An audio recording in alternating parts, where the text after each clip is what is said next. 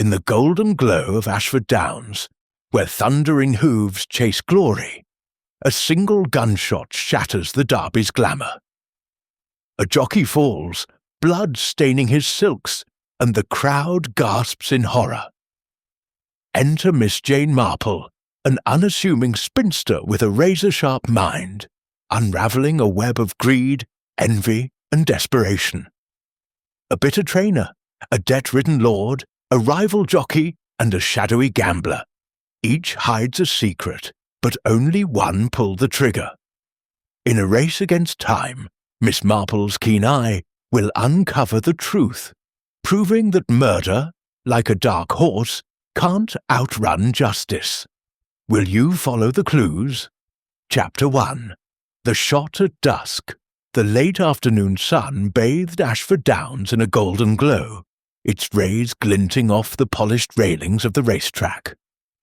The air buzzed with anticipation.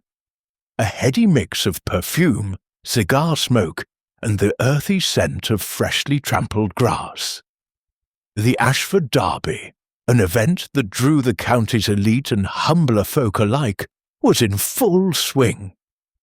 Spectators in tweed suits and extravagant hats filled the stands, their voices rising in a crescendo as the horses lined up at the starting gate. Among them sat Miss Jane Marple, her small, neat figure almost lost in the crowd, her binoculars resting lightly in her gloved hands. She had accepted the invitation of her old friend Lady Beatrice Harrow with mild curiosity, for while horse racing held little charm for her, the study of human nature never failed to intrigue. Lady Harrow, resplendent in a sapphire blue dress, leaned toward Miss Marple, her voice bright with excitement. "Silver Streak will take it this year, Jane, I'm certain. Daniel Kerr's riding him, and there's no finer jockey." Miss Marple nodded politely, her eyes scanning the crowd rather than the track. She noted the flushed faces of eager bettors, the stiff postures of those with too much at stake, and the subtle glances exchanged between strangers. In her quiet village of St. Mary Mead, she had learned that such gatherings where money and pride intertwined often revealed more than they concealed. The starting bell rang, sharp and clear, and the horses surged forward, hooves pounding the turf like a drumbeat. The crowd roared, a wave of sound that seemed to shake the very air. Miss Marple adjusted her binoculars, focusing not on the horses, but on the jockeys, their silks vivid against the green. Daniel Kerr, astride Silver Streak, cut a striking figure, lean, confident, his movements fluid as he urged the horse forward. She noted the intensity in his posture, the way he seemed to merge with the animal, a partnership honed by skill and trust. Yet something else caught her eye, a flicker of movement in the wooded knoll beyond the track, a shadow among the trees. She frowned, lowering her binoculars, but before she could ponder further, a sharp crack pierced the air. It was not the crack of a whip, nor the snap of a breaking rail. It was a sound Miss Marple had heard only once before, in a long-ago incident involving a poacher in St. Mary Mead, a gunshot. The crowd's cheers faltered, replaced by gasps and cries. On the track, Silver Streak stumbled, its rider slumping forward, a dark stain spreading across Kerr's white and blue silks. The horse veered, slowing, as other jockeys swerved to avoid a collision. A woman screamed, and the stands erupted into chaos, hats tumbling and voices shouting in alarm. Miss Marple remained seated, her hands still, her mind racing. She watched as officials rushed to the track, their faces pale, and saw Lady Harrow clutch her arm, whispering, "Oh, Jane, what's happened?" Miss Marple's eyes, sharp as ever despite her years, returned to the knoll. The shadow was gone, if it had ever been there.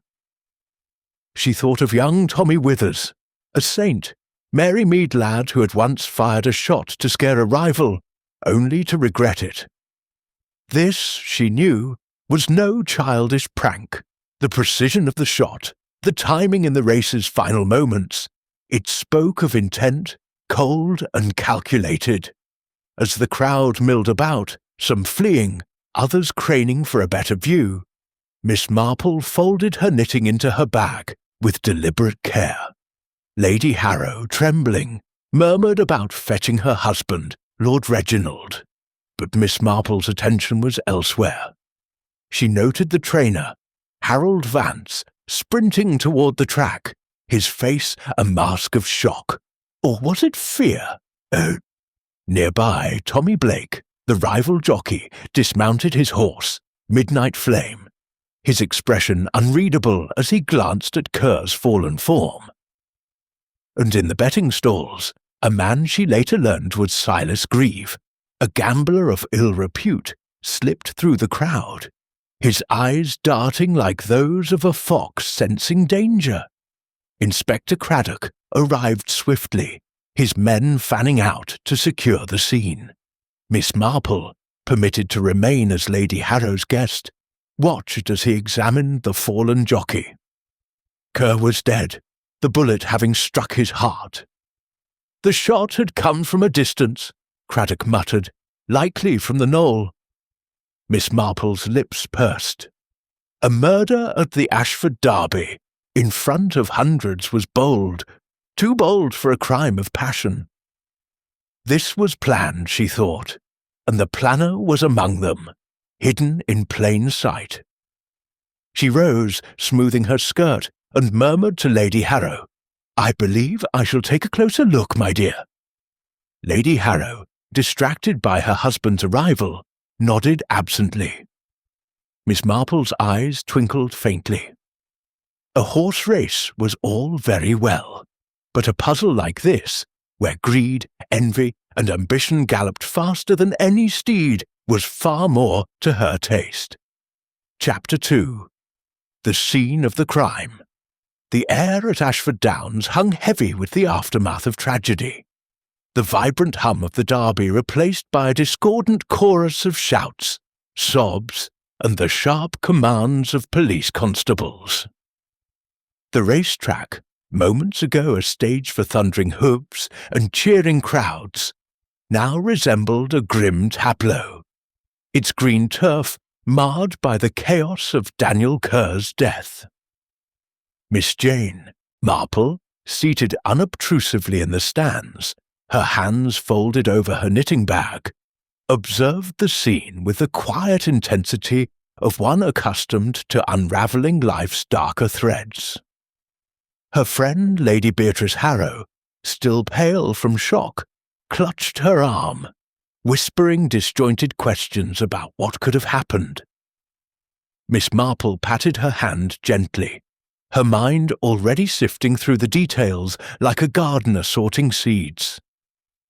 Inspector Craddock, a man whose solid frame and steady gaze belied a mind both methodical and occasionally impatient, had arrived with commendable speed.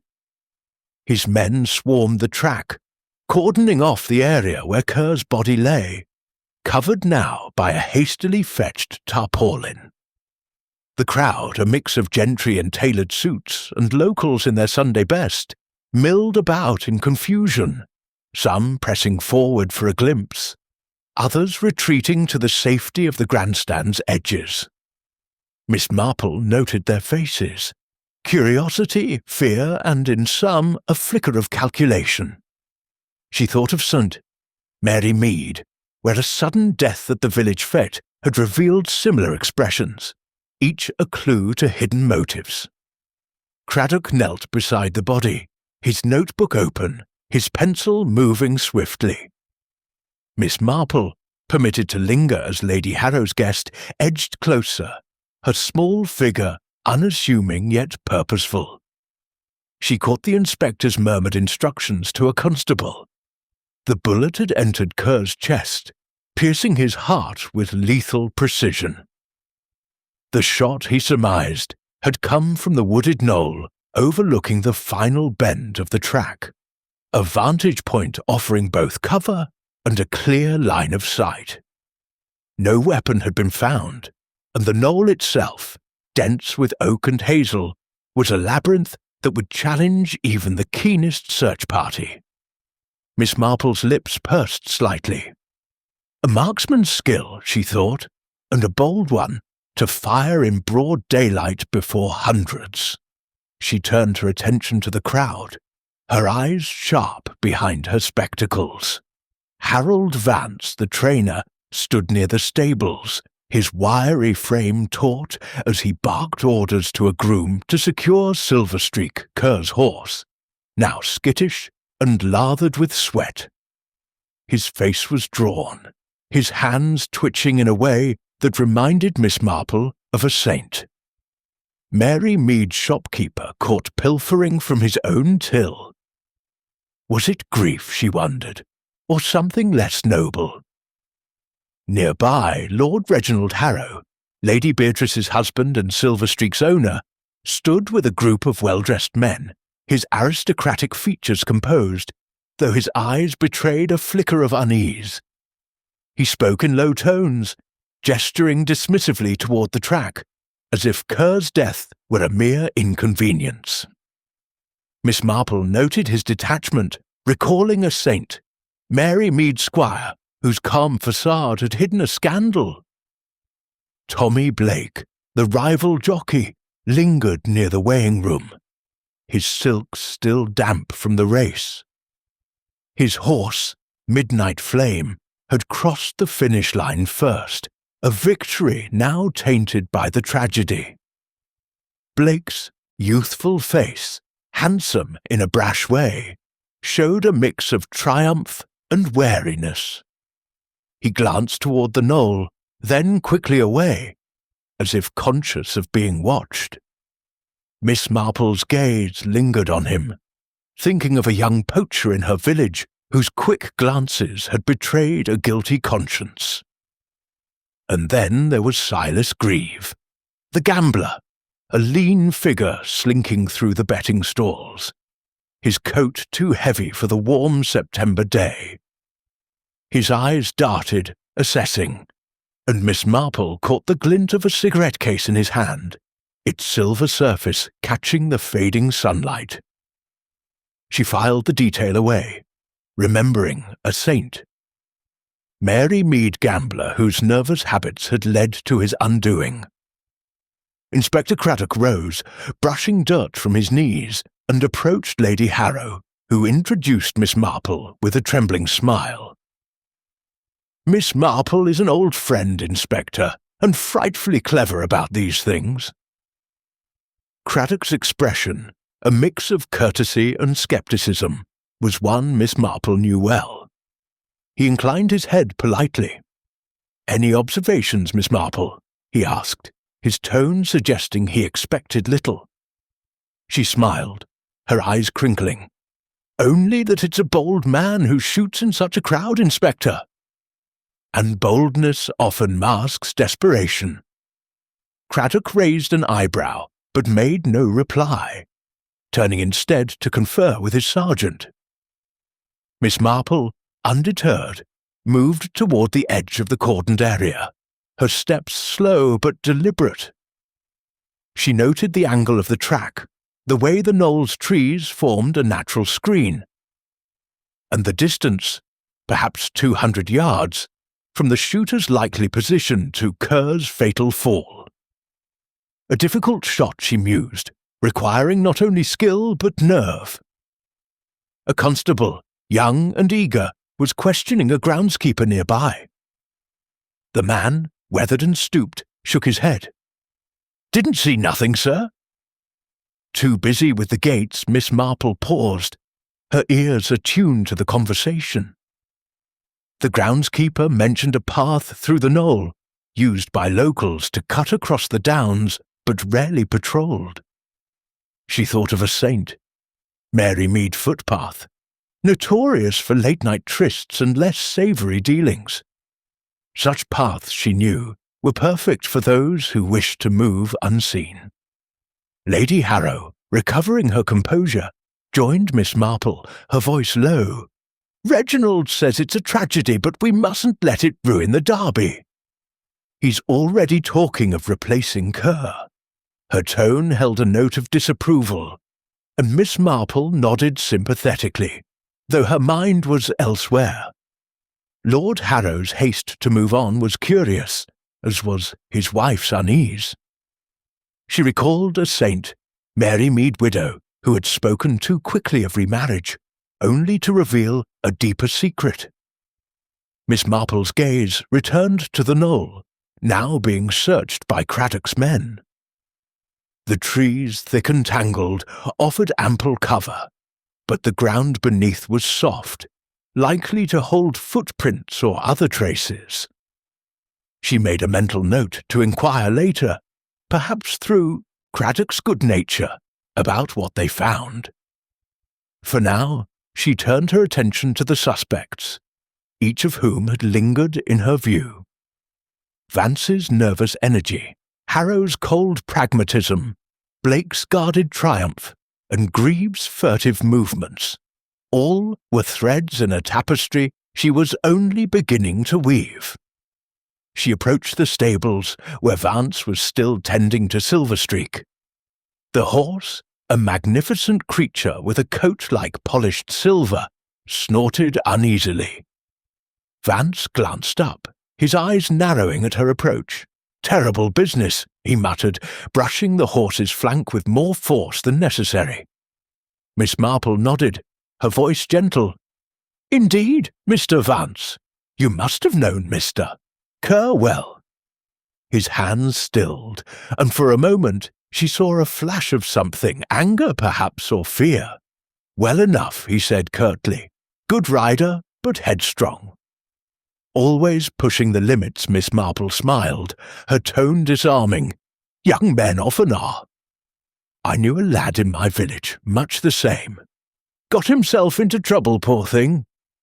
Vance grunted, returning to his work, but she noted the faint smell of gunpowder on his coat, a detail he might explain away as a hunting trip. She thought of a saint, Mary Mead Farmer, whose similar excuse had crumbled under scrutiny. Moving on, she caught sight of Lord Harrow near the grandstand, now alone, his hands clasped behind his back. She approached, her demeanour that of a harmless old lady. "A dreadful shock, Lord Harrow," she said softly. He turned, his face a mask of polite regret. "Quite. Kerr was a fine jockey, but the race must go on, you know." His words were smooth, but Miss Marple noted the tension in his jaw, the way his eyes flicked toward the betting stalls. She recalled a saint, Mary Mead landowner, whose debts had driven him to desperate measures, though he hid it behind a similar facade. Tommy Blake was next, found near the weighing room, adjusting his gear with a restless energy. "Bad luck for Kerr," he said, meeting her gaze boldly. "But that's racing, always risks." His confidence bordered on arrogance, and Miss Marple smiled faintly, thinking of a saint, Mary Mead Youth, whose bravado had masked a theft. She asked about his race, and he spoke eagerly of Midnight Flame's speed, his eyes alight with pride. Yet when she mentioned the knoll, his smile faltered, and he muttered something about needing to check his horse. She watched him go, noting the mud on his boots, not the dry dust of the track, but the damp earth of the knoll's shaded paths. Silas Grieve proved more elusive, but Miss Marple spotted him near the betting stalls, lighting a cigarette with shaking hands.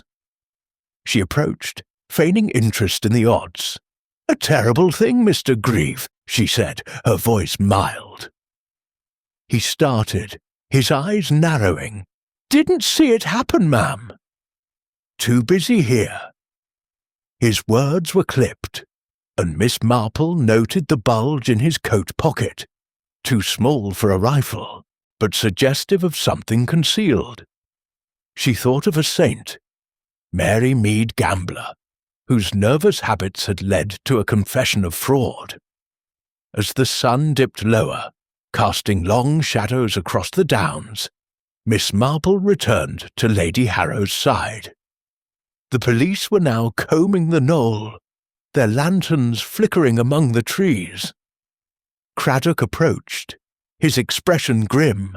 "No weapon yet, Miss Marple, but we've found a vantage point, a clearing with a clear shot to the track. Whoever did this knew what they were about." She nodded, her mind turning over the details. The shot's precision, the knoll's concealment, the suspect's behaviours. Each had motive. Vance's resentment, Harrow's debts, Blake's ambition, Greaves' desperation, but motive alone was not enough. She thought of a saint, Mary Mead murder, where the truth had lain not in the loudest clues, but in the quiet ones and overlooked by all but her. "I suppose," she said to Craddock, her voice soft, "that one must consider who stood to gain the most from such a tragedy." He looked at her sharply, then nodded, as if recalling her uncanny knack for seeing what others missed. As he turned away, Miss Marple settled back into her seat, her knitting bag untouched. The derby was over for the day, but the real race of wits, observation, and human nature had only just begun. Chapter 3. The Trainer's Tale. The stables at Ashford Downs, usually a place of purposeful bustle, were cloaked in an uneasy hush the morning after Daniel Kerr's death. The scent of hay and polished leather mingled with the faint tang of sweat from the horses, restless in their stalls after the previous day's chaos. Miss Jane Marple, her shawl drawn tightly against the early September chill, made her way along the cobbled path, her steps measured but resolute. Lady Beatrice Harrow had insisted she'd stay on at Harrow Manor, and Miss Marple, sensing the threads of the mystery tightening, had agreed. Her interest now lay in Harold Vance, the trainer, whose agitation at the track had piqued her curiosity. She knew from Saint Mary Mead that a nervous man often carried secrets heavier than he could bear. The stable yard was quiet, save for the soft snorts of horses and the occasional clink of a groom's tools. Vance stood alone near Silverstreak's stall, his wiry frame bent over a bucket of feed, though his hands moved with a little purpose. His face, lined and weathered from years under the sun, was taut, and his eyes flicked toward Miss Marple as she approached, like a hare sensing a hawk. She smiled, her expression as benign as a village spinster inquiring about roses. "Good morning, Mr. Vance," she said, her voice soft but clear. "Such a dreadful business yesterday. You must be quite shaken, having worked so closely with poor Mr." Kerr Vance straightened, wiping his hands on his worn jacket. "Aye, it's a shock, ma'am," he muttered, his voice gruff. "Never thought I'd see a lad like Danny go down like that. His words were clipped." And Miss Marple noted the faint tremor in his fingers, not unlike a saint. Mary Mead Gardner caught tampering with prize marrows. She stepped closer, her eyes taking in the details, the mud on his boots, not fresh but caked from recent wanderings, and the faint acrid whiff of gunpowder clinging to his sleeve, though he had not been near the track since the shot. "You trained him for some years, I understand," she continued, her tone conversational, as if discussing the weather. "He must have been a remarkable young man, to ride Silverstreak so well." Vance's jaw tightened, and he turned to adjust the horse's bridle, though it needed no attention. "Danny was good, no question. Best hands I've seen on the reins. But he was too bold, always pushing the horse harder than he ought. Reckless, you might say. The word carried a bitterness that Miss Marple stored away, like a snippet of lace tucked into her knitting bag. She thought of young Jem Carter in Saint, Mary Mead, a lad whose boldness had led to a stolen bicycle and a tearful confession. "Reckless," she repeated, tilting her head. "That must have been trying for you, Mr. Vance, wanting the best for the horse and the race." Her voice was gentle, inviting confidence, and Vance hesitated, his eyes meeting hers briefly before darting away. "Trying's one word for it," he said, his voice low. "He wanted more than his share. Said he deserved a bigger cut of the winnings, what with Silver Streak being the star. Thought he could call the shots, him just a jockey." The resentment was plain now, and Miss Marple nodded, her expression one of mild sympathy. "Ambitious young men can be difficult," she said. "I remember a boy in my village, much the same. Always wanting more than his place allowed. It caused such trouble." She paused, letting the silence work its gentle pressure. Vance shifted, his hands clenching briefly. "Didn't wish him harm, mind," he said quickly, as if sensing her scrutiny. "Just wanted him to know his place. Racing's about the horse, not the man he turned back to Silver Streak, brushing the animal's flank with unnecessary vigour." Miss Marple noted the defensiveness, the way his shoulders hunched, as if shielding himself from more than her questions. She glanced around the stable, her eyes catching on a small pile of gear in the corner. Saddlebags, a coiled whip, and a pair of gloves, their leather stained with use. Near them, half hidden by a blanket, was a tin of cleaning solvent, its label promising to remove all manner of stains, including gunpowder residue. She thought of a saint, Mary Mead blacksmith, who had used a similar tin to mask his misdeeds after a night of poaching. "You must keep busy, Mr. Vance," she said, gesturing vaguely toward the tin. "All this equipment to maintain, and after such a tragedy." Vance followed her gaze, and for a moment his face froze. "Just stable work, ma'am," he said, his voice tight. "Got to keep things in order." He moved to block her view, but not before Miss Marple noted the faint smear of oil on his cuff, suggesting recent use of the solvent. She smiled, her mind turning over the possibility that Vance's hunting trip, if it existed, was a convenient fiction. As she prepared to leave, a young groom approached, his face anxious. "Mr. Vance, sir. Lord Harrow's asking for you at the manor. Something about the race resuming." Vance nodded curtly, his expression darkening at the mention of Harrow. Miss Marple filed this away too, recalling a saint. Mary Mead Farmer, whose disputes with his landlord had simmered into something more sinister. "Thank you for your time, Mr. Vance," she said, her tone as warm as if thanking a neighbour for tea. "I do hope you'll find some peace amidst all of this." He grunted, avoiding her eyes, and she turned away, her steps slow as she made her way back to the path. The stables faded behind her, but the image of Vance's trembling hands and the scent of gunpowder lingered in her mind. At Harrow Manor, Miss Marple found Lady Beatrice in the morning room, her face still drawn, but her composure returning. Over a cup of tea, Miss Marple listened as her friend fretted about the Derby's future, and Lord Harrow's insistence on pressing forward. "Reginald says we mustn't let this ruin the season," Lady Beatrice said, her fingers twisting a lace handkerchief. "But it feels so heartless, with poor Daniel barely cold." Miss Marple nodded, her eyes soft but alert. "Men often seek to move on quickly," she said. "I knew a gentleman in Saint." Mary Mead, who was much the same after a loss.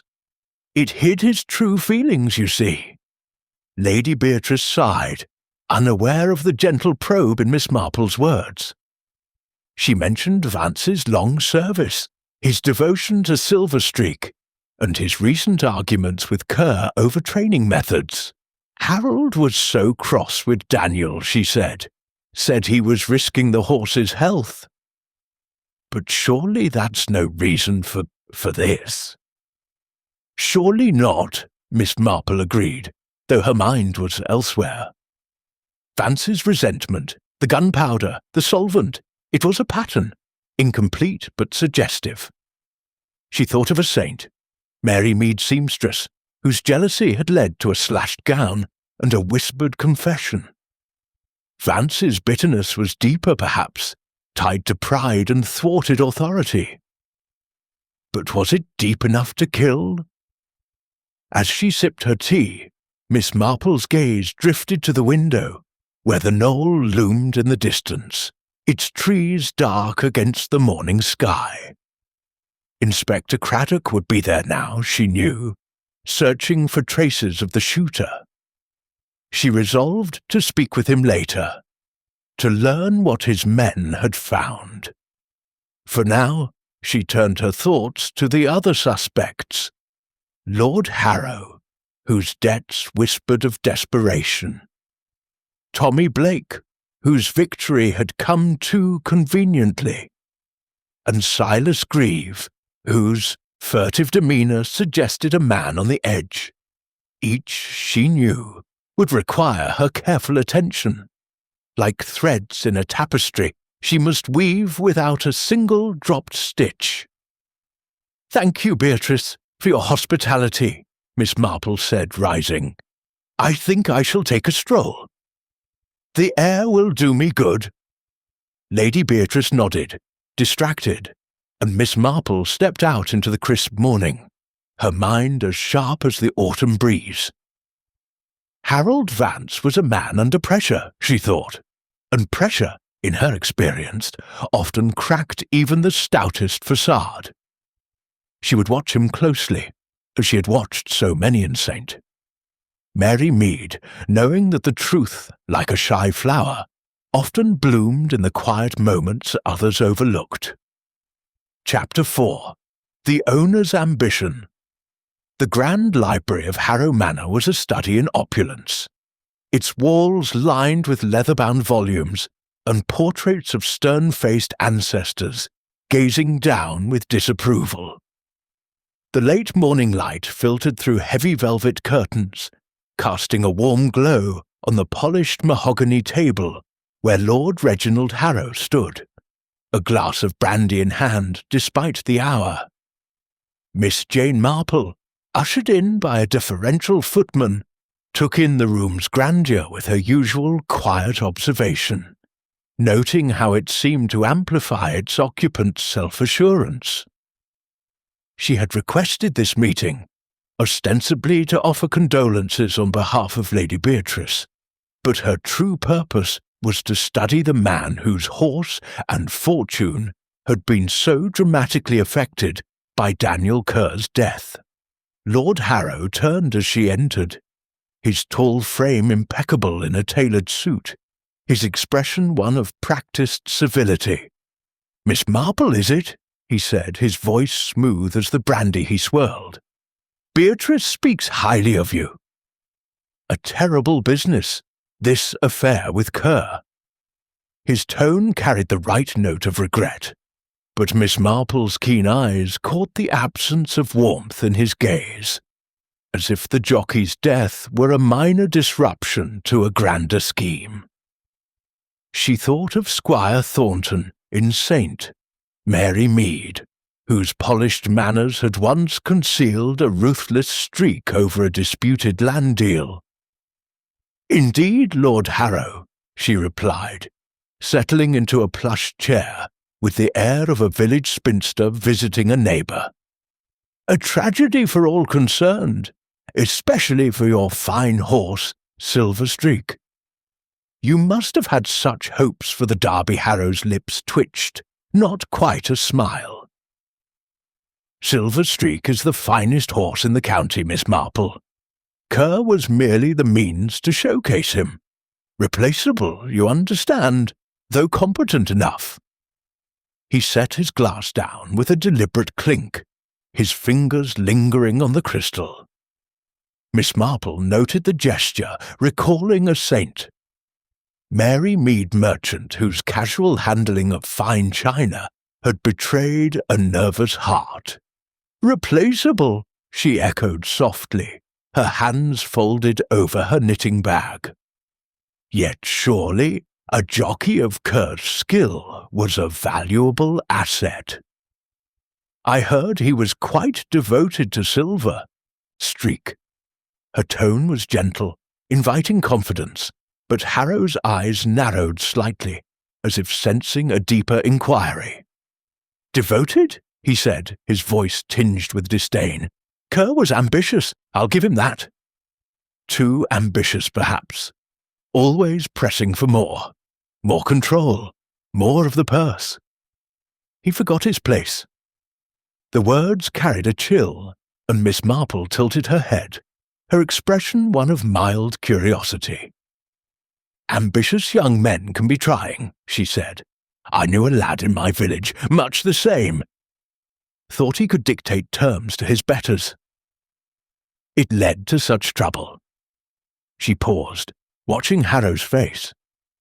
His jaw tightened, and he moved to the window, gazing out toward the distant racetrack. "Kerr's death is a setback, nothing more," he said, his back to her. "The derby will resume, and Silver Streak will run again. I've already spoken to Vance about a new jockey." The speed of his plans struck Miss Marple as telling, like a saint. Mary Mead widow, who had arranged a new tenant for her late husband's shop before the funeral.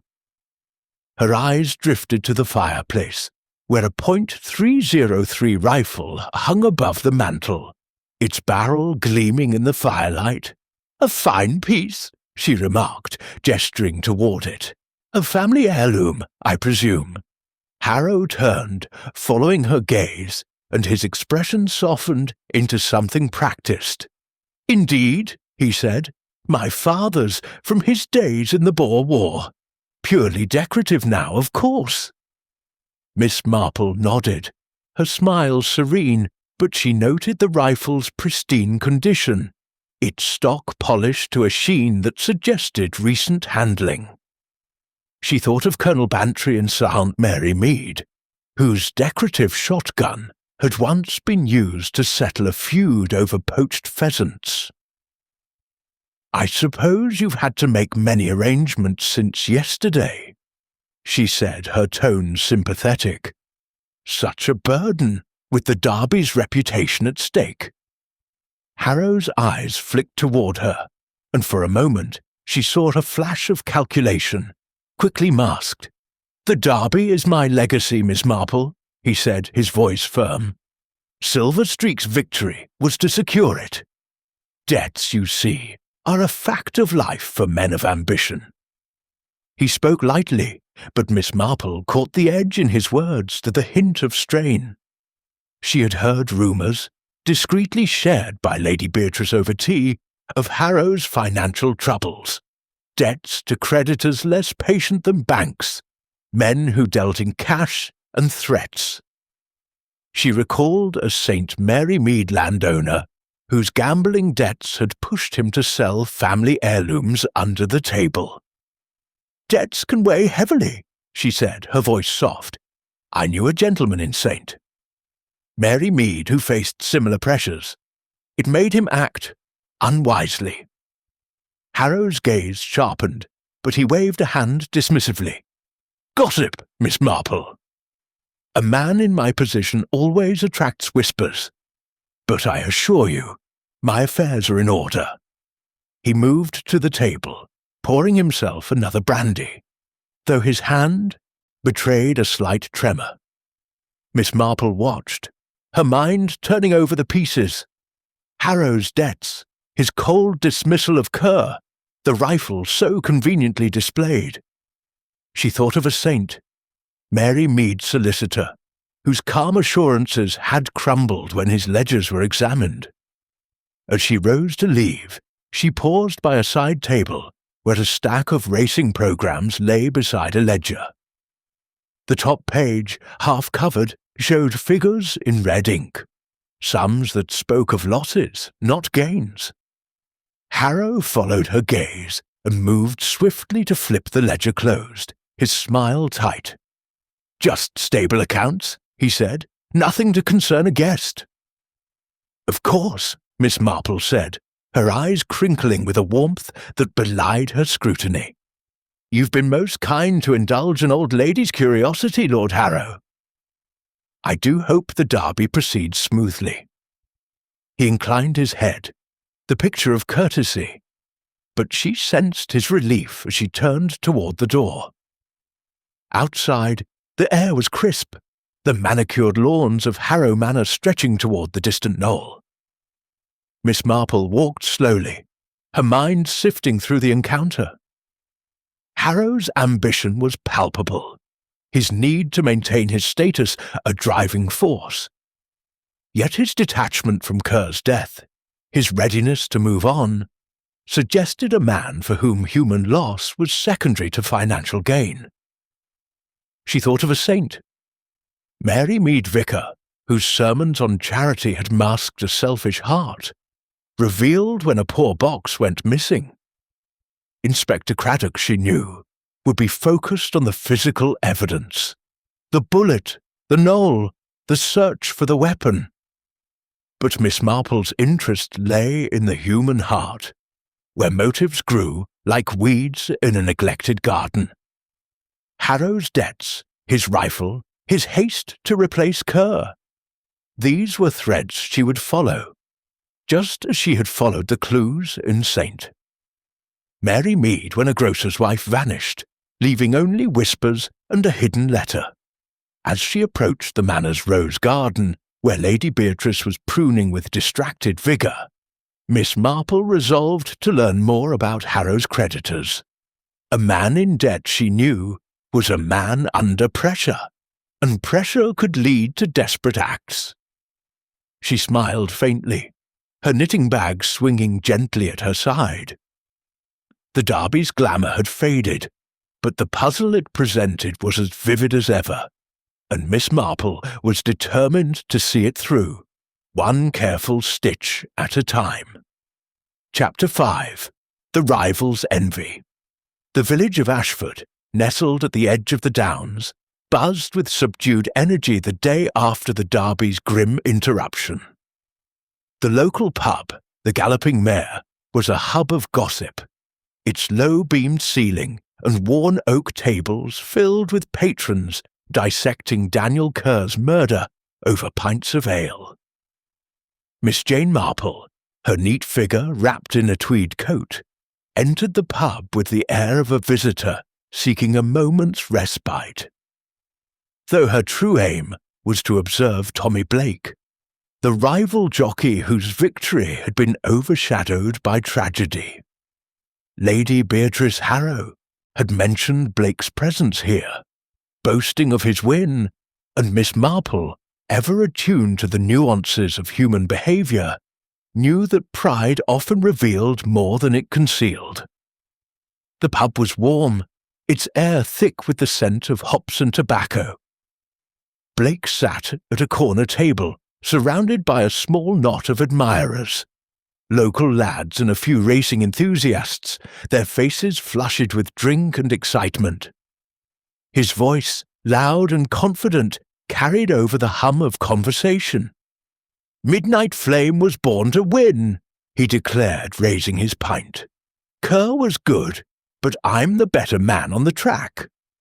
The boast drew laughter, but Miss Marple noted the edge in his tone, a brittleness that reminded her of young Peter Styles in St. Mary Mead, whose bravado at a village dance had masked a theft from the church poor box. She approached, her smile as disarming as a vicar's wife offering scones. "Mr. Blake, I presume," she said, her voice soft but clear. I'm a friend of Lady Harrow's, come to see the Derby. Your ride yesterday was quite remarkable, under such dreadful circumstances." Blake turned, his handsome face lighting with a grin that didn't quite reach his eyes. "Thank you, ma'am. It's a shame about Kerr. But racing's a hard game. You take your chances." He leaned back, his silks replaced by a casual jacket, though Miss Marple noticed the mud caked on his boots. Dark, damp earth, not the dry dust of the racetrack. She thought of a saint, Mary Mead Poacher, whose muddy shoes had led to a confession after a night of illicit hunting. "Indeed," she said, settling into a chair offered by a departing admirer. "It must take great skill to stay focused with such a crowd, and that terrible shot ringing out." Her tone was gentle, inviting him to talk, and Blake took the bait, his ego eager for an audience. "Never heard the shot, mum," he said, draining his pint. "Too busy keeping Midnight Flame on course." "Kerr was right beside me, pushing hard, but I had the lead. When he fell, I just kept going. Instinct, you know." His words were smooth, but Miss Marple caught the flicker of his gaze toward the pub's window, where the knoll loomed in the distance. She recalled a saint, Mary Mead lad, whose quick glances had betrayed a lie about a broken window. "You must be very proud," she said, her eyes crinkling with warmth, "to win against such a rival, and in front of all those people. I imagine it's a moment you'll never forget." Blake's chest puffed slightly, but his fingers tightened around his glass, a subtle tell that Miss Marple stored away. "Aye, it's my time now," he said. "Kerr was the golden boy, always in the papers, but I'm the one who crossed the line first. Midnight Flame's my ticket to the top." His voice held a mix of triumph and defiance, and Miss Marple nodded, her mind turning over his words. A victory worth thousands, she knew, and a chance to eclipse Kerr's fame, a potent motive for a young man hungry for recognition. She glanced at his boots again, the mud catching the light. "You must walk a great deal, mister." "Blake," she remarked, her tone as casual as if discussing the weather. "Those boots look as though they've seen the countryside, not just the track."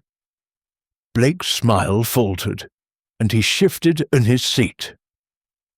"Just a morning stroll, ma'am," he said quickly. "Clears the head before a race." His explanation was plausible, but Miss Marple noted the way his eyes darted to the side as if checking for eavesdroppers.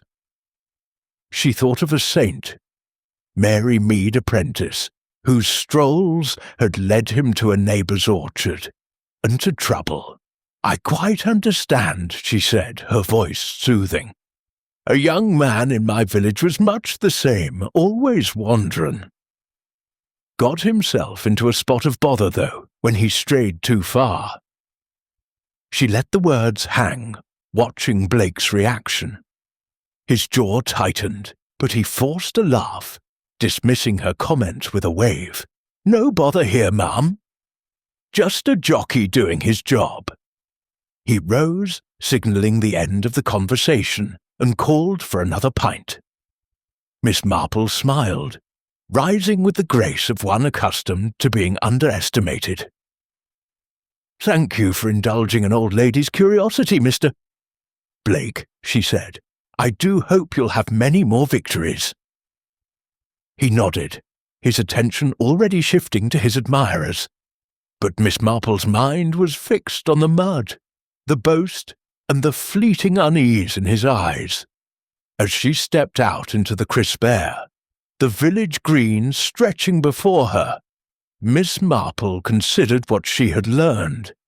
Blake's ambition was as clear as the September sky, his envy of Kerr a fire that burned beneath his bravado.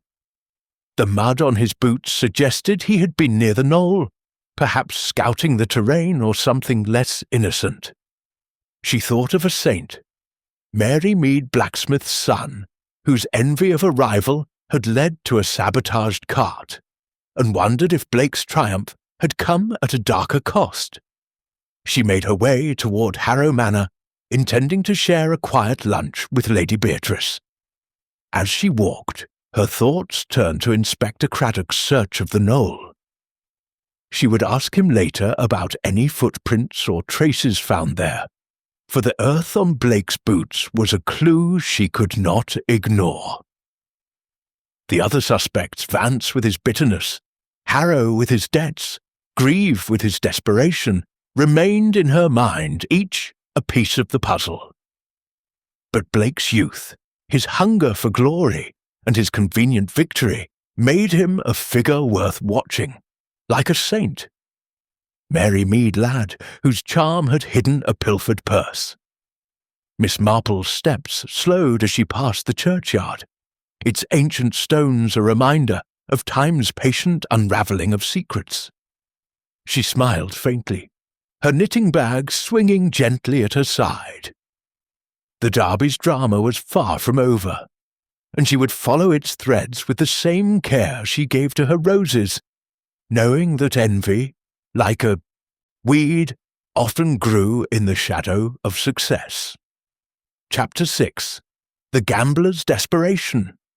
The betting stalls at Ashford Downs, usually alive with the clamour of eager punters, stood in a subdued hush the day after Daniel Kerr's murder. The wooden booths, festooned with odds boards and scribbled tickets, cast long shadows in the midday sun, their usual bustle replaced by whispered speculation and wary glances. Miss Jane Marple, her small figure wrapped in a sensible shawl, moved among them with the air of an inquisitive aunt, her eyes sharp behind her spectacles. She had come to find Silas Grieve, the gambler whose furtive demeanour at the Derby had caught her attention. Lady Beatrice Harrow had mentioned his heavy losses and his presence at the stalls, and Miss Marple, ever attuned to the frailties of human nature, knew that desperation could drive a man to reckless acts. Grieve was not hard to spot. He stood near a corner booth, his lean frame hunched over a cigarette, its smoke curling like a question mark in the still air. His coat, too heavy for the mild September day, hung loosely on his shoulders, and his eyes darted like those of a cornered animal. Miss Marple approached, her steps slow and deliberate, her smile as disarming as a saint. Mary Mead Vicar's wife offering tea.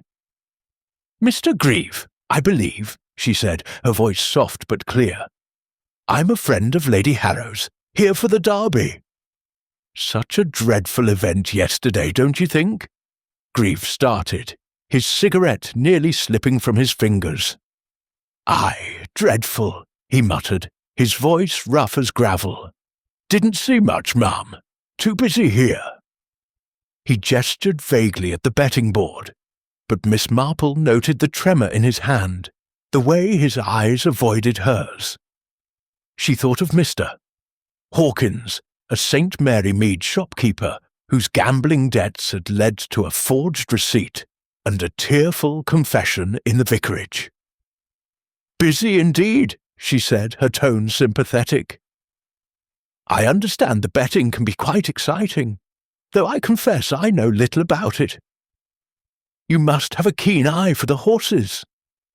Her words were a gentle lure, and Grieve's posture relaxed slightly, though his fingers tightened on the cigarette case he clutched. A silver trinket, scratched and worn, but gleaming with recent polish. "Keen enough," he said, forcing a smile that looked more like a grimace. "Put a fair bit on Midnight Flame yesterday." Lucky break that his words were too quick, too casual, and Miss Marple's lips pursed slightly. A lucky break indeed, when Kerr's death had ensured Midnight Flame's victory, and Greaves' payout.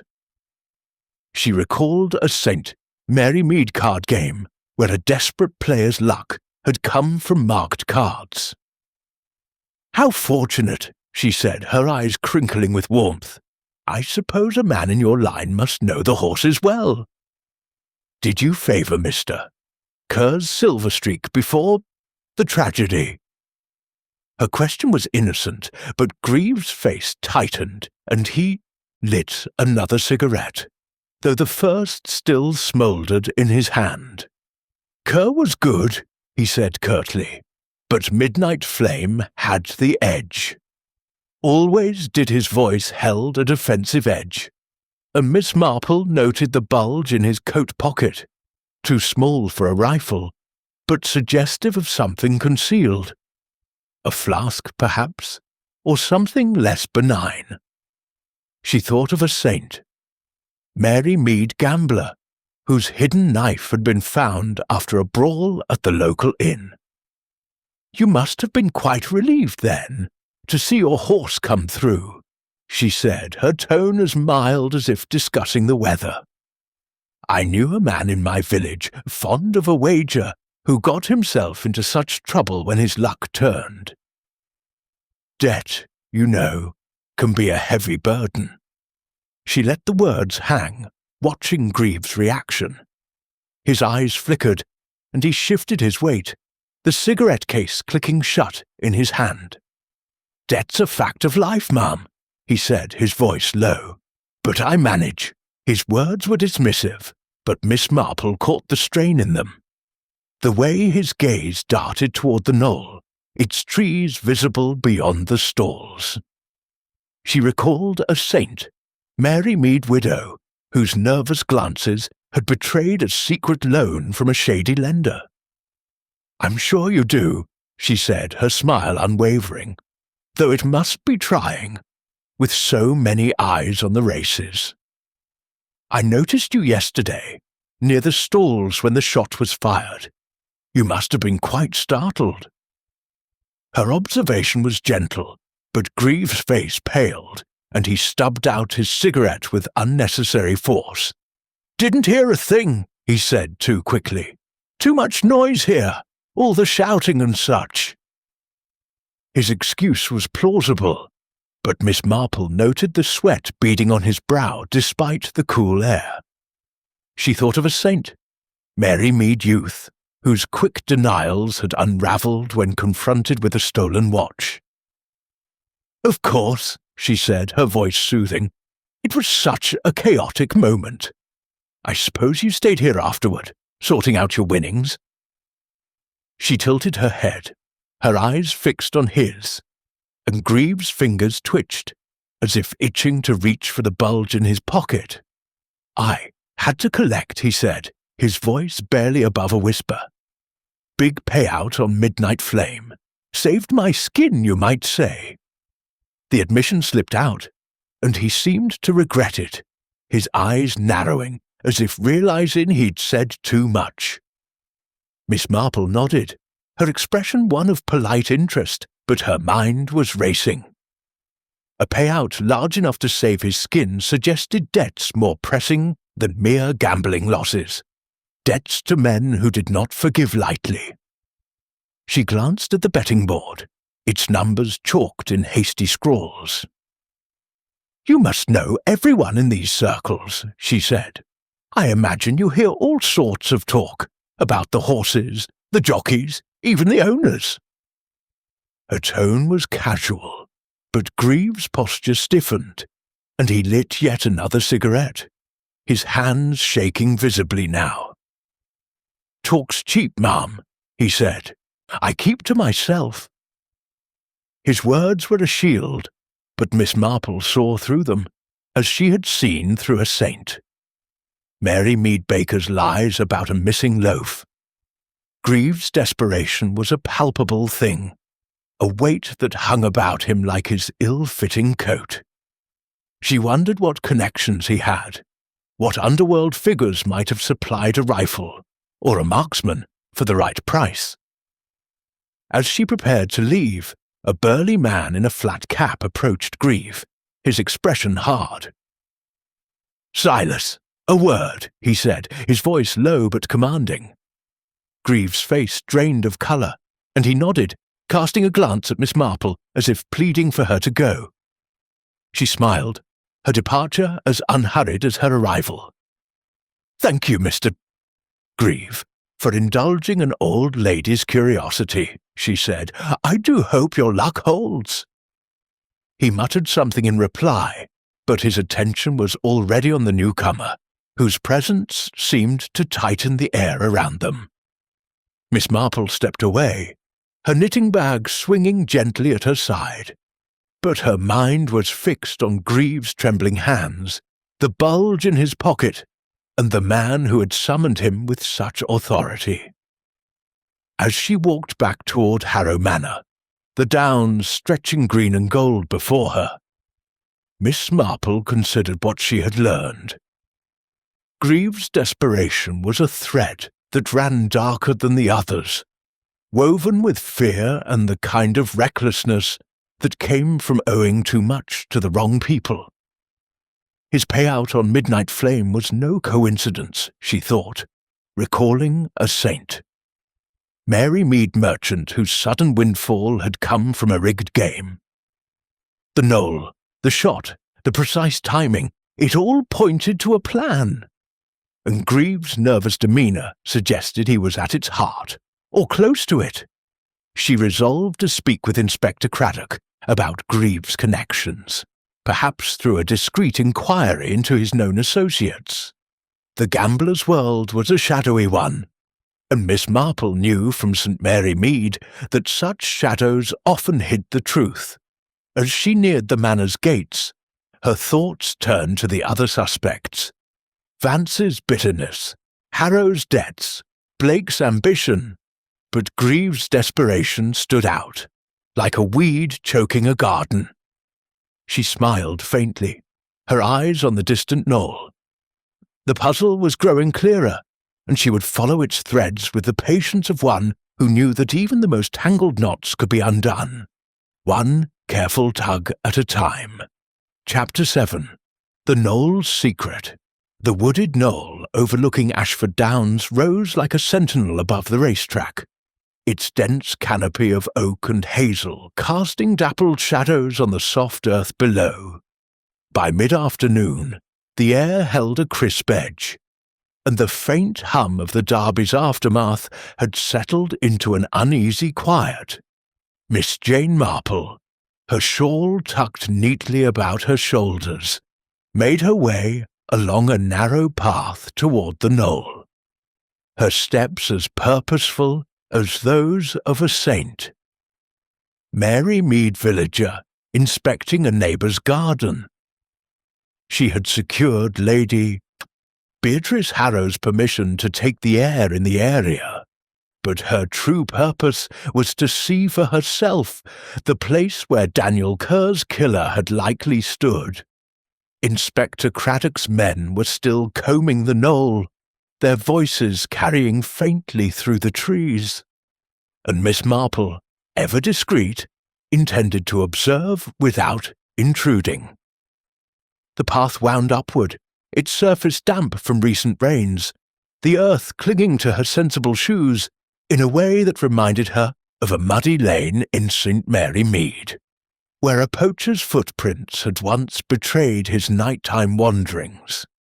She paused to adjust her hat, her eyes scanning the undergrowth. The knoll was a natural vantage point, its crest offering a clear view of the track's final bend, where Kerr had fallen. She noted the dense foliage, perfect for concealing a marksman, and the way the trees parted just enough to frame the racetrack below. A clever choice, she thought, for someone who wished to act unseen yet strike with precision.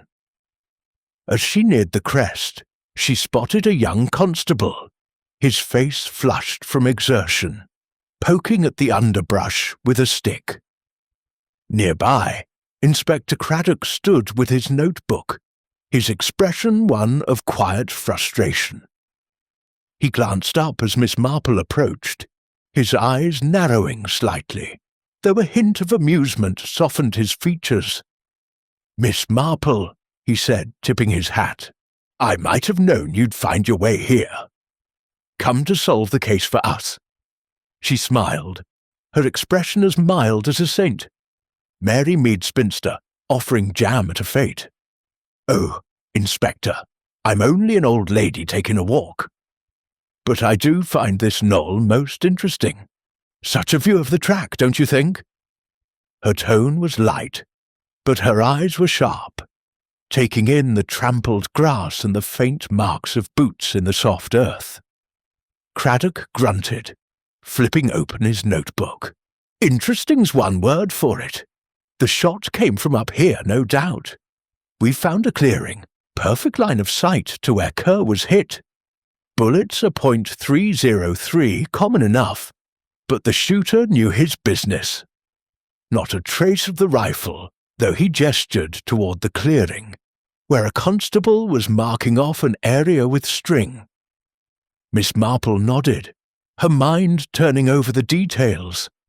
A .303 rifle, she knew, was a weapon of precision, favored by hunters and soldiers alike. She thought of a saint, Mary Mead gamekeeper, whose similar rifle had been used to settle a grudge over stolen game. "Any other findings, Inspector?" she asked, her voice gentle but probing. Craddock hesitated, then motioned her closer, perhaps sensing her knack for seeing what others missed. "Not much yet," he admitted. "Some cigarette ash, a few broken twigs. Ground's too soft for clear prints, but we're looking." Miss Marple's lips pursed slightly. Cigarette ash, she thought, recalling Silas Greaves chain-smoking at the betting stalls, his trembling hands clutching a silver case. She moved toward the clearing, her steady steps careful to avoid the constable's work. The vantage point was as Craddock described, a narrow gap in the trees framing the track below like a window. She could almost see Kerr astride Silver Streak, his silks bright against the green, a perfect target for a steady hand. She knelt, her fingers brushing the grass, and spotted a glint half buried in the earth. A spent cartridge, its brass dulled but unmistakable. She glanced at the nearest constable, who was distracted by a colleague, and slipped the cartridge into her handkerchief, tucking it into her knitting bag. Evidence, she knew, was best left to the police, but she also knew how easily such small things could be overlooked, as they had been in a St. Mary Mead burglary when a button had solved the case. Nearby she noticed a cigarette butt, its tip stained with the faint yellow of a cheap brand. She thought again of Grieve, his nervous smoking, and the brand she had seen him favour at the stalls. She left the butt where it lay, knowing Craddock's men would find it, but made a mental note to mention it later. The cartridge, however, was hers for now, a piece of the puzzle she would examine in her own way, like a saint. Mary Mead seamstress, studying a torn hem. As she straightened, a rustle in the underbrush caught her attention. A groundskeeper, his face weathered and his cap pulled low, emerged from the trees carrying a rake. He nodded to Craddock, then glanced at Miss Marple, his eyes curious but guarded. "Just clearing the path, sir," he said, his voice rough. "Folks use this knoll as a shortcut, you know." Miss Marple smiled, her mind on a saint. Mary Mead Farmer, whose shortcut through a neighbour's field had hidden a darker purpose. "Do many come this way, then?" she asked, her tone as casual as if inquiring about the village fete. The groundskeeper shrugged, leaning on his rake. "Some. Locals mostly. Jockeys too sometimes to clear their heads before a race." His words were vague, but Miss Marple noted them, thinking of Tommy Blake's muddy boots and his claim of a morning stroll. She thanked the man, her smile warm, and moved on, her eyes scanning the ground for further clues.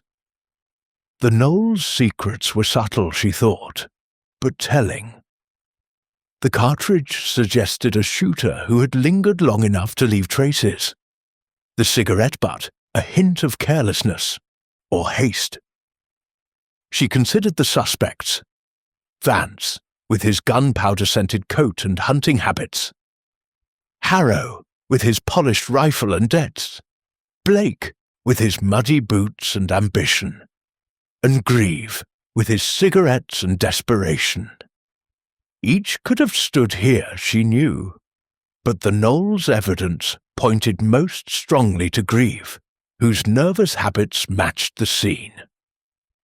As she descended the path, Craddock caught up with her, his expression a mix of exasperation and respect. "You've got a nose for this, Miss Marple," he said.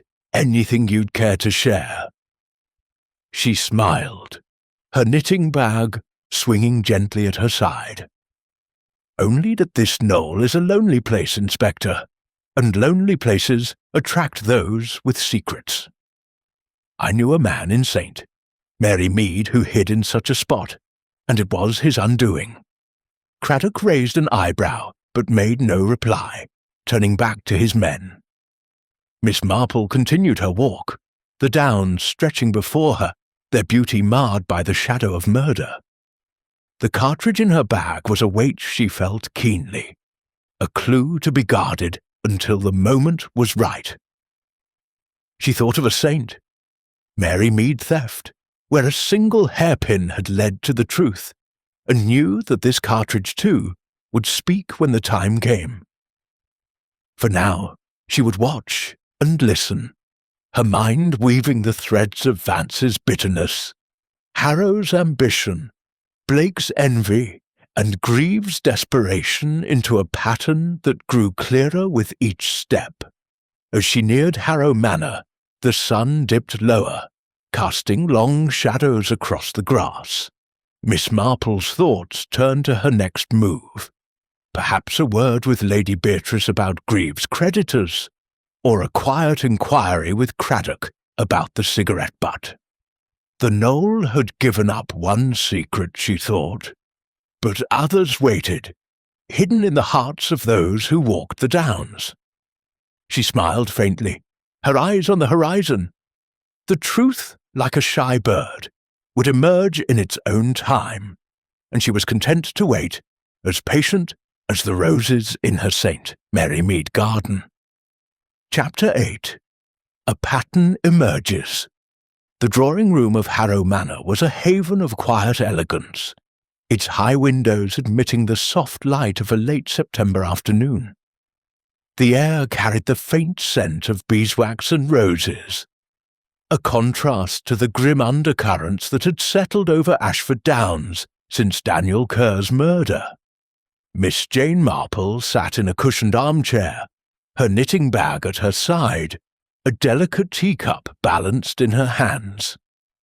Across from her, Lady Beatrice Harrow fidgeted with a silver teaspoon, her usual composure frayed by the weight of recent events.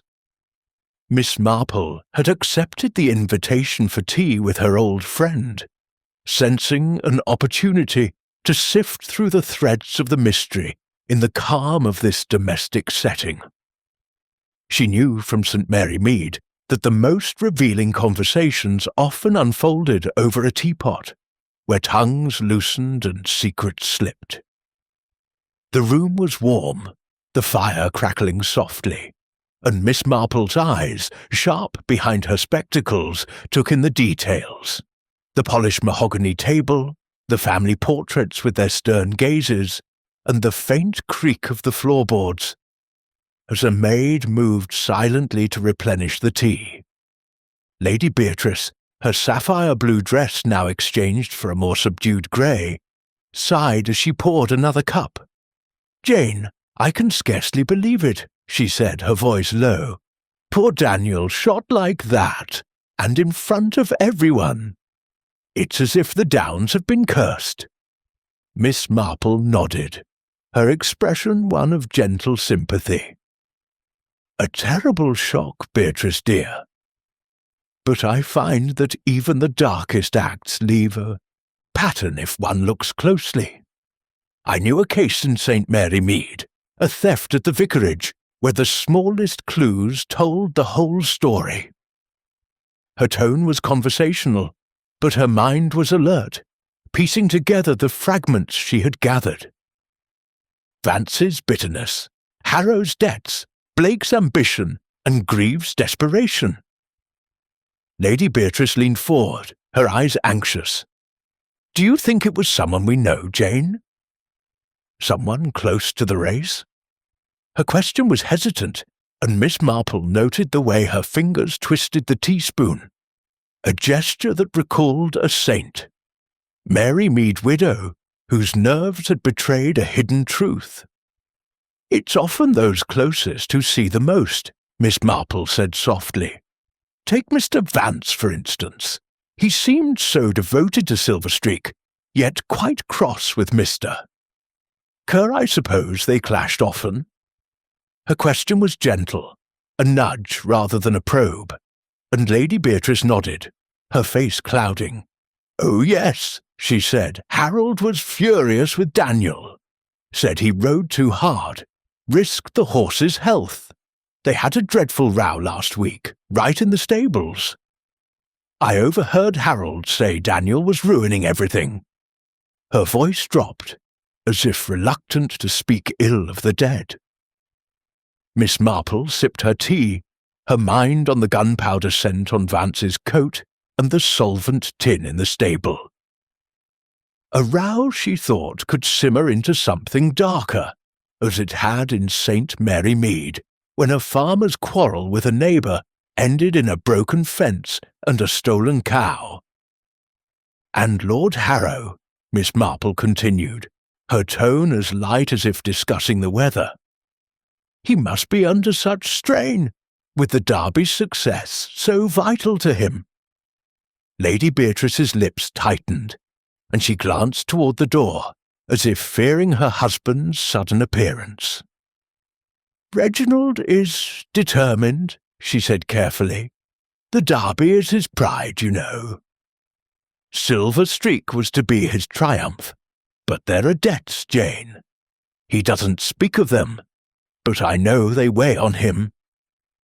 Her words confirmed the rumours Miss Marple had heard, and she thought of the gleaming rifle above Harrow's fireplace, its polish too fresh for a mere heirloom.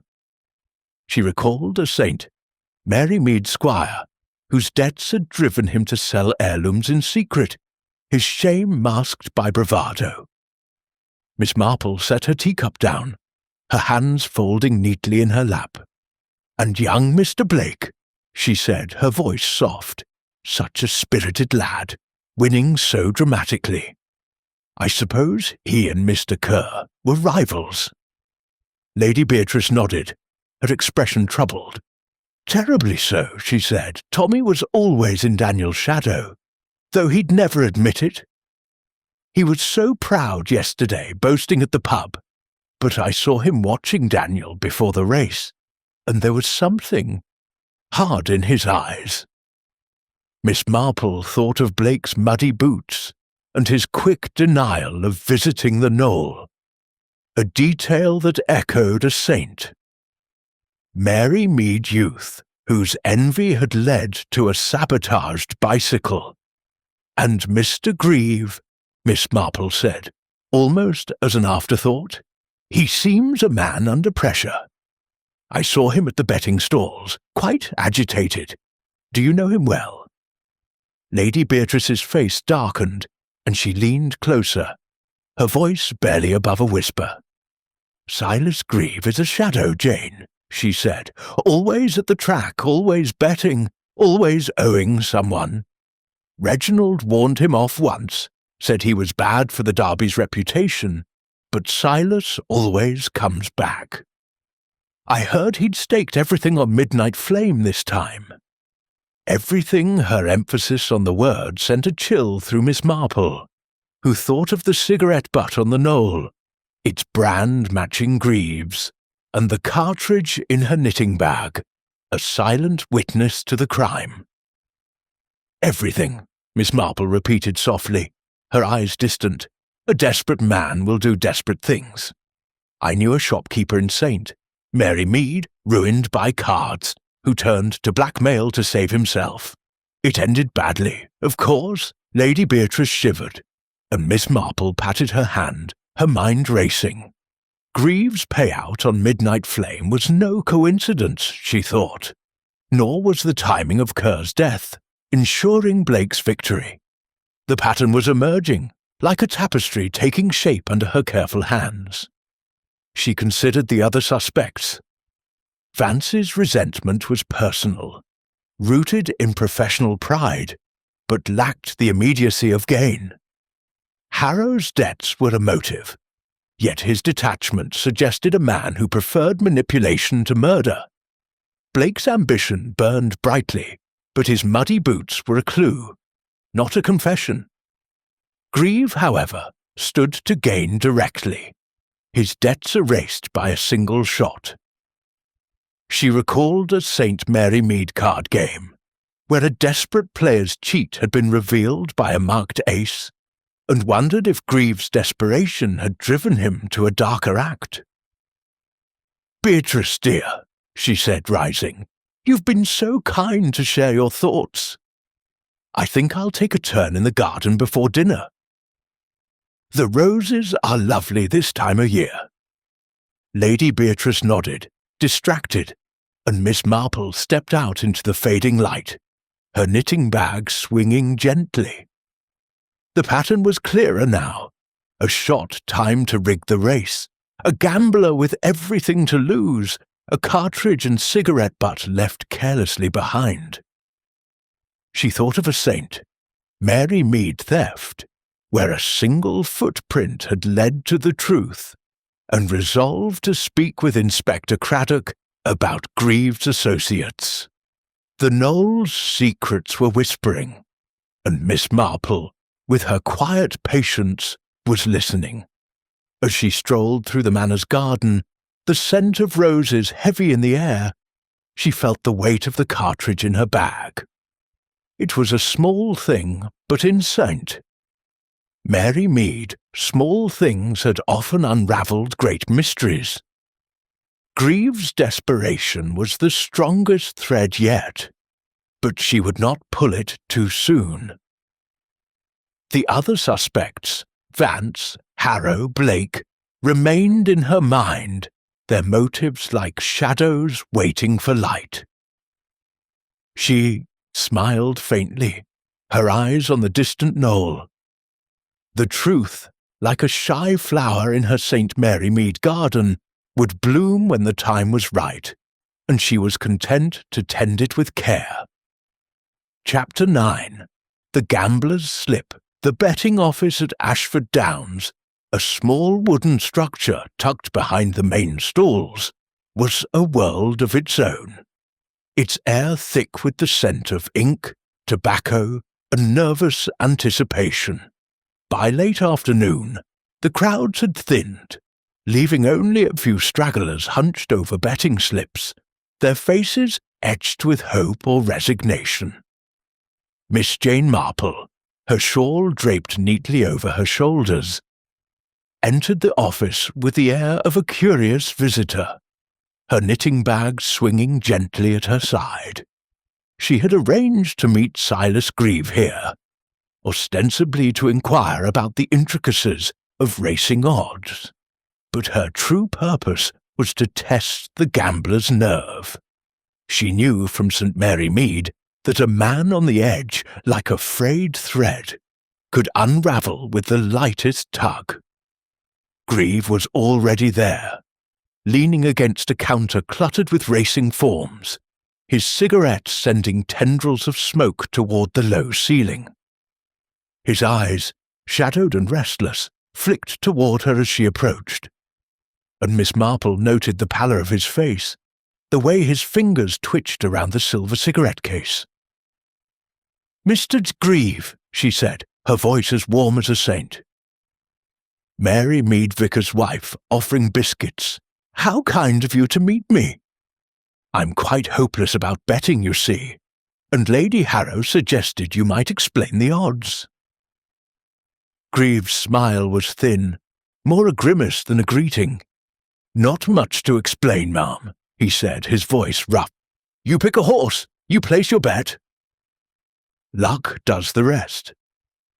His words were clipped, and Miss Marple caught the faint tremble in his hand as he lit another cigarette, though the first still burned in an ashtray. She thought of Mr.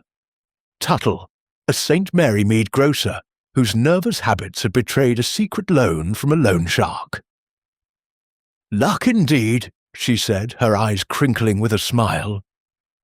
"Though I imagine a man like you has more than luck. A keen sense for the horses, perhaps? Your bet on Midnight Flame was quite the triumph." I hear her tone was admiring, but her gaze was steady, watching for the crack in his facade. Grieve's eyes narrowed, and he shifted his weight, the bulge in his coat pocket catching the light, a shape too small for a rifle, but suggestive of something hidden. "Got lucky, that's all," he muttered, exhaling a cloud of smoke. "Midnight Flame was a good bet." His voice held a forced casualness, and Miss Marple noted the way his fingers tightened on the cigarette case, its scratched surface glinting like a warning. She recalled a saint, Mary Mead Cardsharp, whose quick denials had unravelled when pressed about a rigged game. "How fortunate," she said, her voice soft. "I saw you at the stalls yesterday, just after that terrible shot. It must have been such a shock with all the chaos." She tilted her head, her expression one of innocent concern, but her words were a gentle probe, testing the waters. Grieve's face paled, and he stubbed out his cigarette with a jerky motion, his eyes flicking toward the door. "Didn't notice much," he said too quickly. "Too many people, too much noise. Kerr's death was a shock, like you say. No one could have planned it." The unprompted defence sent a ripple through Miss Marple's thoughts. She thought of a saint, Mary Mead Youth, whose insistence on innocence had betrayed a stolen pie, and knew that only the guilty spoke so readily of what could not be done. "No one, indeed," she said, her tone musing, "though it was such a precise shot, don't you think? Almost as if someone knew exactly when to fire." She let the words hang, her eyes fixed on Grieve's, and saw the flicker of panic in his gaze.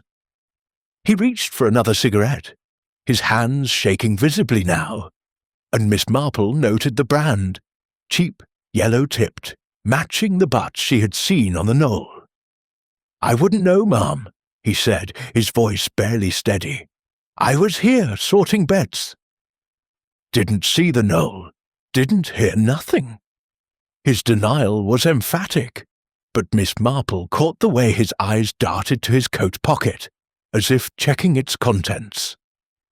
She thought of the cartridge in her knitting bag, its brass weight a silent accusation, and resolved to press a little further. "Of course," she said, her smile unwavering. "But you must hear so much talk at the stalls, about the horses, the jockeys, even the odds. I suppose you knew Mr. Kerr's reputation, riding Silver Streak. Did you ever bet on him?" Her question was casual, but Grieve's reaction was anything but. His face tightened, and he leaned back against the counter, as if seeking support. "Kerr was a favourite," he said, his voice low. "But I went with Midnight Flame. Better odds, better payout." He forced a laugh, but it was hollow, and Miss Marple's mind turned over his words. A payout, she knew, that had saved him from ruin, if Lady Beatrice's hints about his debts were true. She recalled a saint, Mary Mead Gambler, whose sudden windfall had come from a forged cheque, and wondered what price Grieve had paid for his luck. "You must have been relieved," she said, her voice gentle.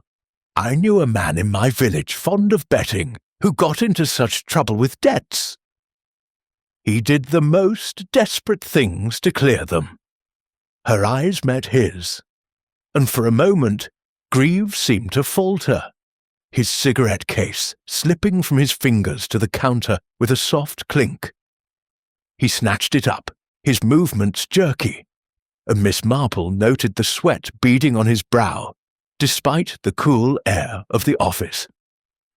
"Debts are a hard master," he said, his voice barely above a whisper, "but I'm clear now."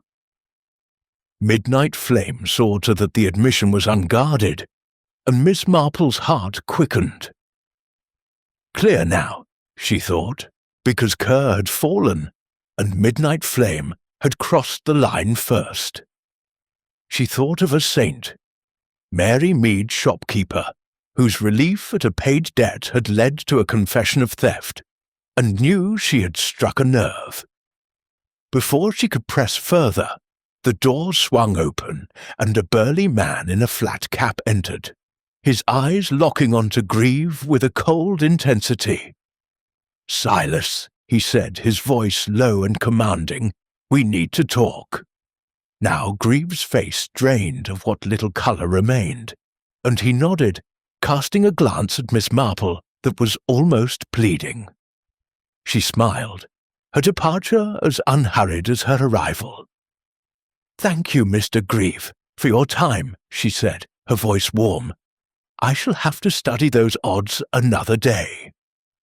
She stepped out into the fading light, her knitting bag heavy with the cartridge she had found on the knoll. As she walked back toward Harrow Manor, the downs stretching before her, she considered what she had learned. Grieve's slip, his unprompted defence, his admission of cleared debts, was a crack in the facade, wider than any she had seen in Vance, Harrow, or Blake. His fear of the burly man suggested creditors who demanded more than money. And his cigarette brand tied him to the knoll, where the shot had been fired. She thought of a saint, Mary Mead card game, where a desperate player's slip had revealed a hidden ace, and knew that Grieve's words were a clue as vital as the cartridge in her bag. The other suspects remained in her mind, Vance's resentment, Harrow's debts, Blake's ambition, but Grieve's desperation was the darkest thread, woven with fear and opportunity. She resolved to share her findings with Inspector Craddock, perhaps mentioning the cigarette butt and the cartridge, though she would keep the latter close for now, like a saint. Mary Mead hairpin that had once unlocked a mystery. As she neared the manor, the sun dipped low, casting long shadows across the grass.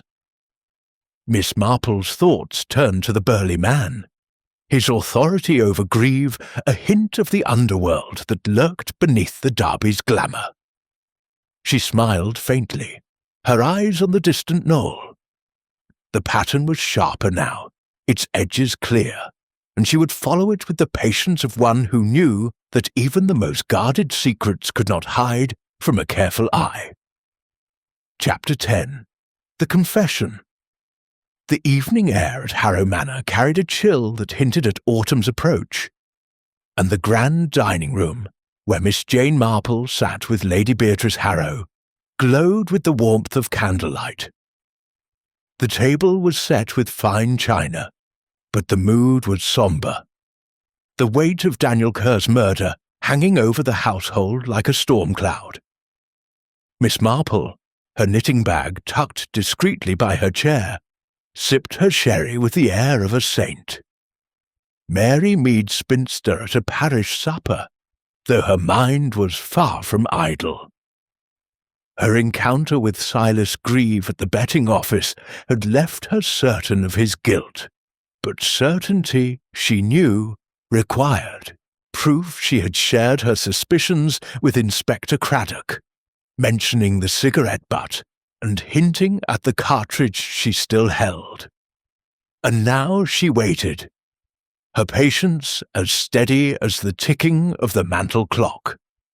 Craddock had acted swiftly, his men dispatched to Greaves' lodgings in the village, a shabby room above a tobacconist's shop, where the gambler's life was laid bare in piles of unpaid bills and racing forms. Miss Marple had suggested the search, her voice mild but insistent, and Craddock, though initially sceptical, had come to trust her instincts.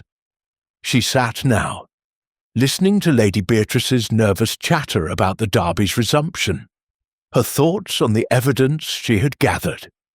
The cartridge from the knoll, Greaves' slip about his debts, and the burly man whose presence had so unnerved him. She thought of a saint, Mary Mead's shopkeeper, whose hidden ledger had revealed a theft, and knew that Greaves' secrets would not stay buried long. A knock at the door interrupted her thoughts, and a footman ushered in Inspector Craddock, his face grim but triumphant. "Miss Marple, Lady Harrow," he said, bowing slightly. "I've news. May we speak privately?" Lady Beatrice, her eyes wide, nodded, and the three retired to the library, where the fire cast flickering shadows on the walls. Miss Marple settled into a chair, her hands folded, her expression as serene as if awaiting a village gossip's tale. Craddock wasted no time. "We searched Greaves' lodgings, as you suggested, Miss Marple," he said, his tone a mix of respect and exasperation. "Found a .303 rifle hidden under a floorboard, recently cleaned but with traces of gunpowder. Ballistics will confirm if it's the murder weapon, but I'd wager it is." He paused, glancing at her. "We also found a stash of betting slips, all on Midnight Flame, and a ledger showing debts to some unsavoury types, men who don't take kindly to late payments." Miss Marple nodded, her eyes crinkling with a faint smile. "And the cigarette butt from the knoll?" she asked, her voice soft. Craddock's eyebrows rose, but he answered readily. "Matches the brand Greaves smokes, cheap, yellow-tipped. We're testing it for prints, but it's a strong link." He hesitated, then added, "You've got a knack for this, Miss Marple. I'd not have looked twice at Greaves without your nudge." She waved a hand, dismissing the praise, though her mind was already turning over the next step. The cartridge in her knitting bag, she knew, would seal the case, but she would wait for the right moment to reveal it, as she had with a saint. Mary Mead button that had clinched a burglary. "And Mr. Greaves himself?" she asked, her tone as mild as if inquiring about a neighbour's health. Craddock's face darkened. "We brought him in for questioning. He's at the station now, sweating like a man facing the gallows. Didn't take long to crack him." He leaned forward, his voice low. "Greaves confessed, Miss Marple. Said he was drowning in debt, owed thousands to a syndicate in London. They were ready to break his legs or worse. He swore he didn't pull the trigger himself, but admitted to hiring a marksman, someone from his underworld contacts. The plan was to take out Kerr, ensure Midnight Flame's win, and clear his slate with the payout." Miss Marple's lips pursed slightly, her thoughts on a saint. Mary Mead gambler whose desperation had led to a forged cheque and a tearful confession. "A desperate man will do desperate things," she said softly. "I knew a fellow in my village much the same." He thought a single act could save him, but it only tightened the noose. Craddock nodded, his expression grim. "Greaves named his contact, a hired gun known to the London police. We're tracking him now. The rifle, the cigarette butt, and Greaves' confession. It's enough to close the case, though we'll need to tie up the loose ends." He glanced at her, a question in his eyes. "Anything else you've noticed, Miss Marple? You've got a way of seeing what we miss." She smiled, her hands resting on her knitting bag, where the cartridge lay hidden. "Only that human nature is predictable, Inspector. Greed, fear, desperation. They leave traces, like footprints in a garden. I'm sure you'll find all you need." She thought of producing the cartridge, but decided to wait until Craddock's men confirmed the rifle's match. In St. Mary Mead, she had learned that timing was as crucial as evidence, like the moment a stolen brooch had been revealed to catch a thief off guard. Lady Beatrice, who had listened in silence, let out a shaky breath. "To think it was Silas," she said, her voice trembling. "He was always lurking about, but I never imagined murder." Miss Marple patted her hand, her touch as comforting as a saint. Mary Mead neighbours.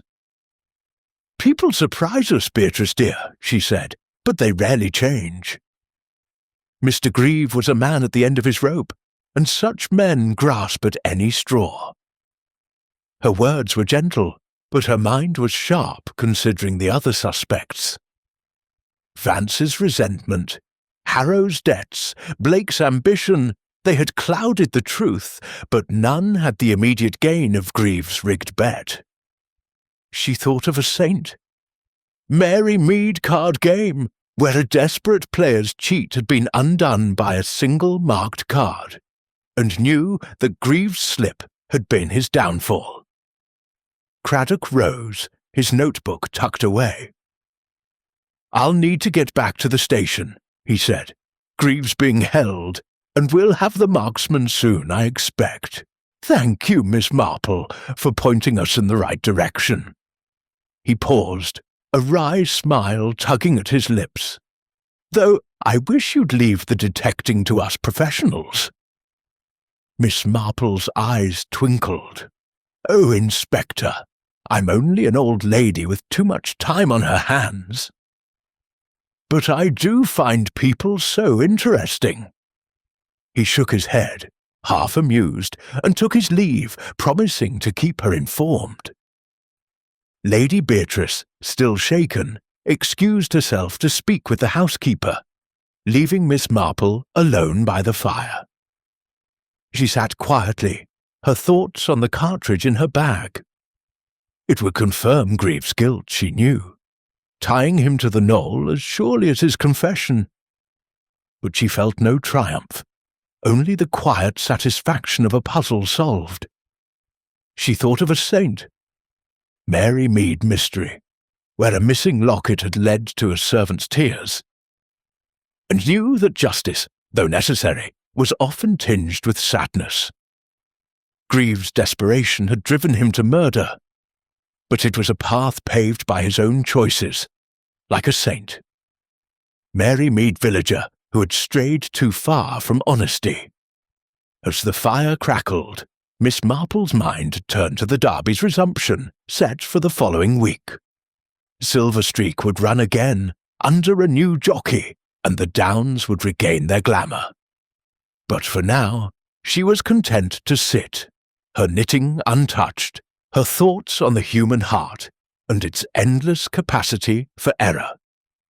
The truth had emerged, as it always did, and she would leave the rest to Craddock, knowing that her part, like a saint.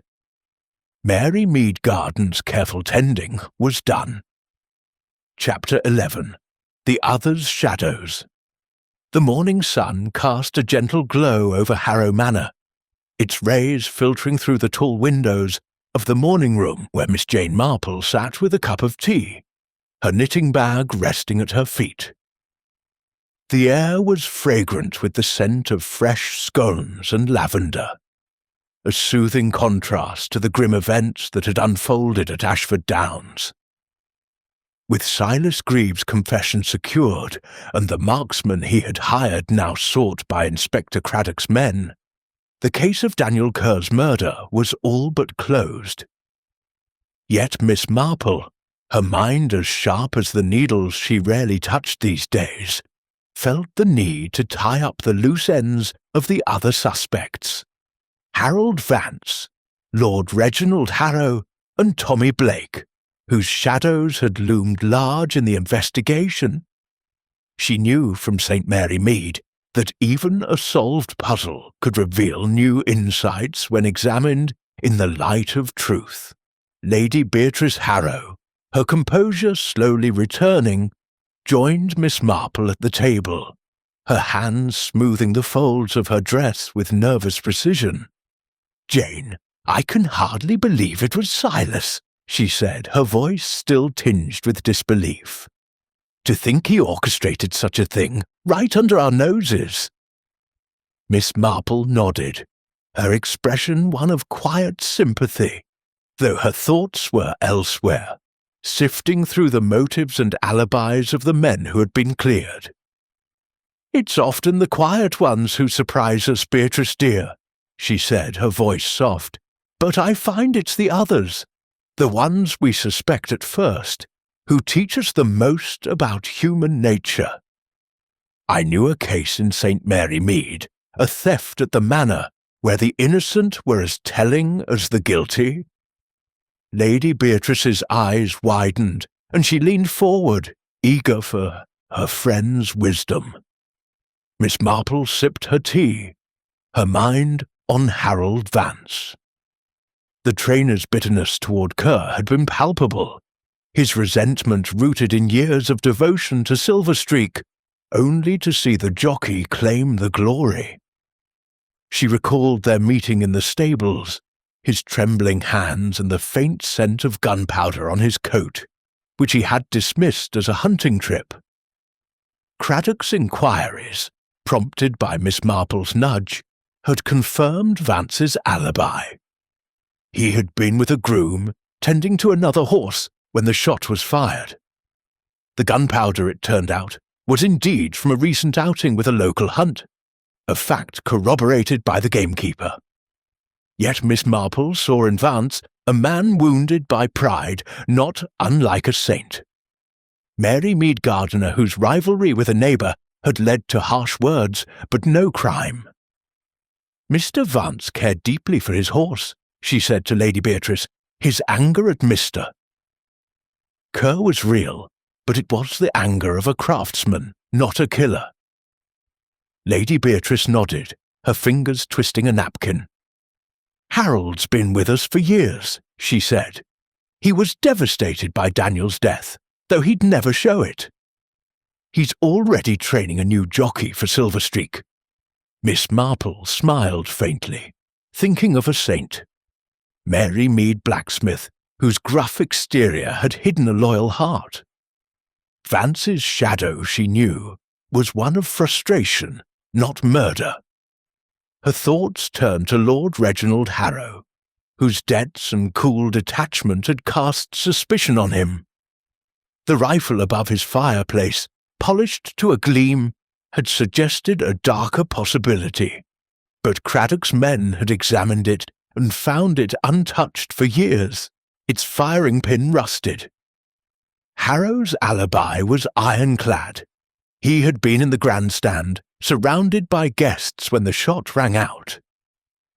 His debts, however, were real, as Lady Beatrice had hinted, and Miss Marple had learned from a discreet inquiry that he had been negotiating with creditors to delay payments until after the Derby.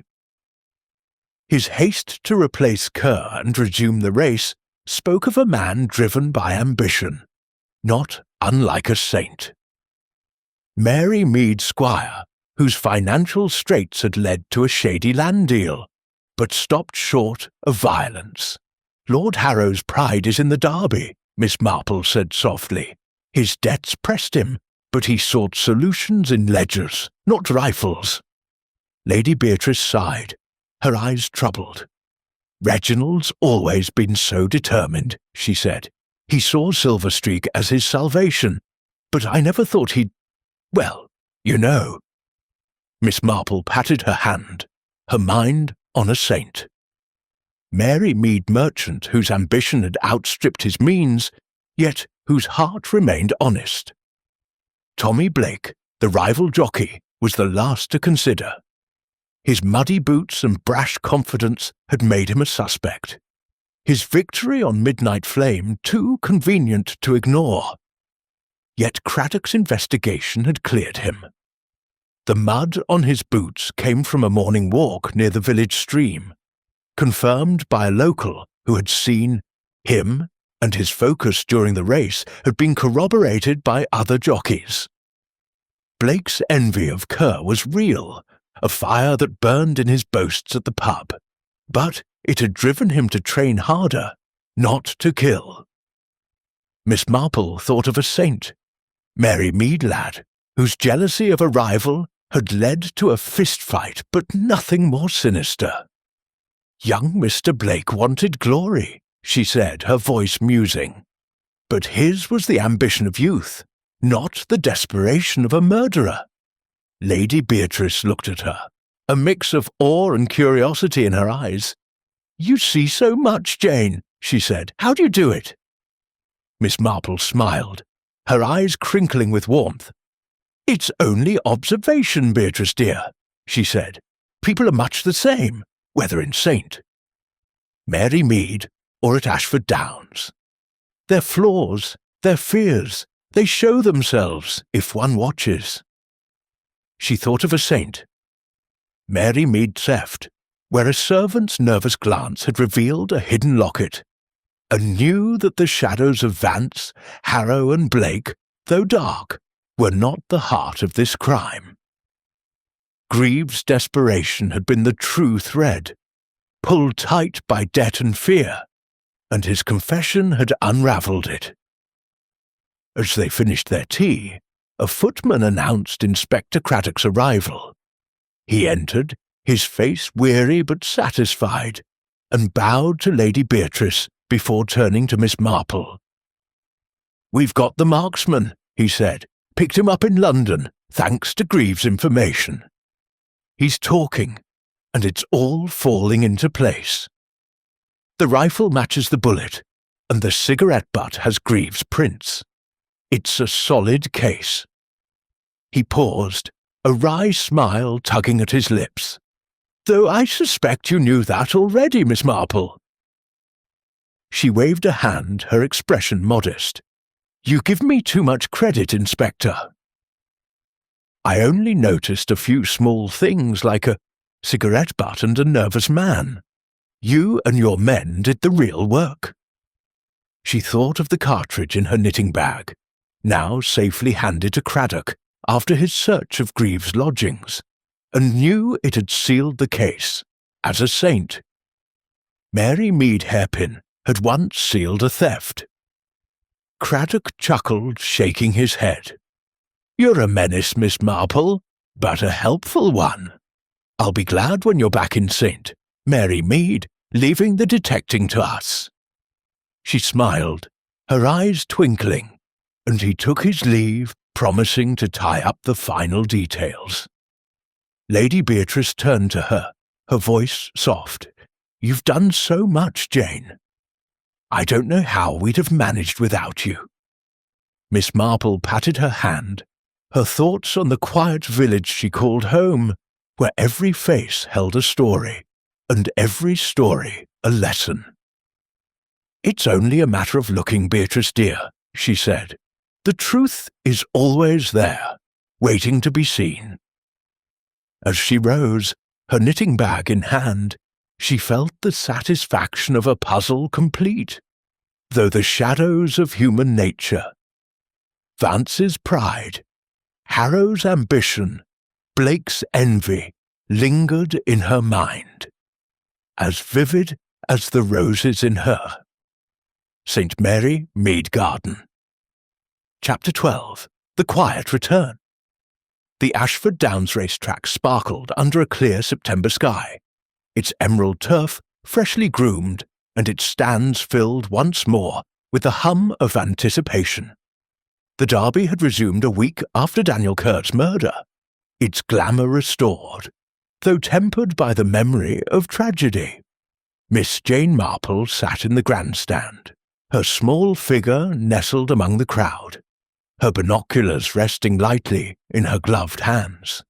She had stayed on at Harrow Manor at Lady Beatrice Harrow's insistence, but her work, she knew, was done.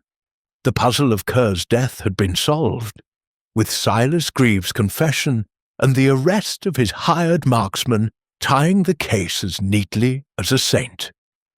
Mary Mead seamstress's knot. Yet Miss Marple, ever observant, watched the scene with the quiet curiosity that had served her so well, knowing that even a solved mystery could reveal one last glimpse of human nature. The crowd buzzed with excitement, their hats and tweeds a colourful contrast to the sombre mood of the previous week. Silverstreak, now ridden by a young jockey named Peter Ellis, stood ready at the starting gate, his coat gleaming like polished metal. Lady Beatrice, seated beside Miss Marple, clasped her hands tightly, her face a mix of hope and nerves. "Jane, do you think he'll do well?" she asked, her voice soft. "Reginald has such hopes for Silverstreak, even after everything." Miss Marple smiled, her eyes crinkling with warmth. "He's a fine horse, Beatrice dear, and young mister." Ellis seemed steady. "I knew a lad in St. Mary Mead, new to his trade, who surprised everyone with his skill. I'm sure Silverstreak will run his heart out." Her words were kind, but her gaze drifted to the track, noting the absence of Kerr's vibrant presence and the shadow it still cast. The starting bell rang, sharp and clear, and the horses surged forward, their hooves a thunderous drumbeat on the turf. The crowd roared, and Miss Marple raised her binoculars, though her attention was less on the race than on the faces around her. Harold Vance stood near the rail, his wiry frame taut but calm, his eyes fixed on Silverstreak with a pride that spoke of redemption. Lord Reginald Harrow, in the VIP box, watched with a cool intensity, his debts no longer a secret, but his ambition undimmed. Tommy Blake, riding another horse this time, flashed a grin to the crowd, his youthful bravado intact despite his cleared name. Miss Marple noted their composure, each man freed from suspicion, but marked by their own flaws, like Saint.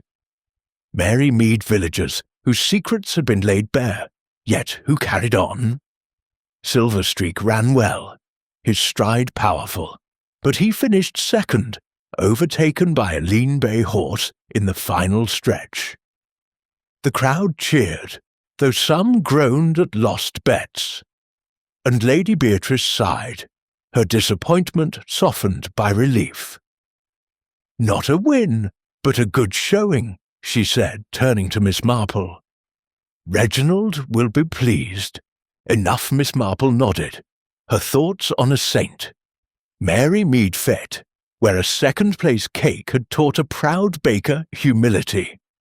As the spectators began to disperse, Inspector Craddock approached, his hat in hand and a wry smile on his face. "Miss Marple," he said, bowing slightly, "I thought I'd find you here, keeping an eye on things." "The case is officially closed. Greaves pleaded guilty, and his marksman's in custody. We've got all we need, thanks in no small part to you." His tone held a grudging respect, and Miss Marple waved a hand, her expression modest. "You're too kind, Inspector," she said, her voice soft. "I only noticed a few small things, a cigarette butt, a nervous glance. You and your men did the real work." She thought of the cartridge she had handed over, its brass weight a final piece in the puzzle, like a saint, Mary Mead locket that had clinched a theft. Craddock chuckled, shaking his head. "You'll have me out of a job yet. he said, though his eyes twinkled. "Heading back to St. Mary Mead soon, I hope. Less trouble for us there." Miss Marple smiled, her knitting bag resting lightly in her lap. "Tomorrow, Inspector," she said. "My roses need tending, and the village is never quite so quiet as one expects." Her words were light, but she knew that St. Mary Mead, like Ashford Downs, held its own secrets, waiting for her careful eye. Lady Beatrice rose, her face brightening.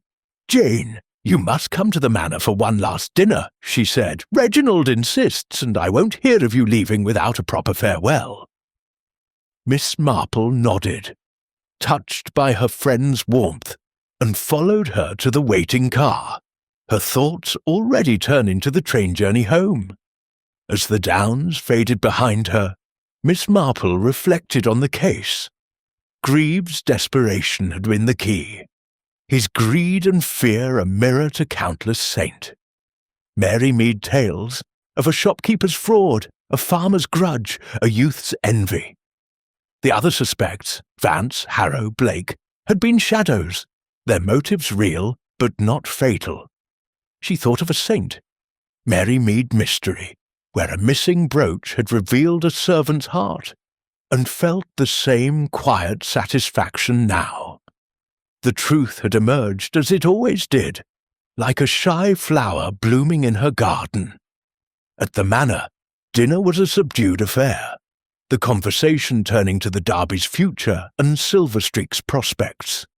Miss Marple listened, her comments few but kind, her mind on the roses awaiting her in St. Mary Mead.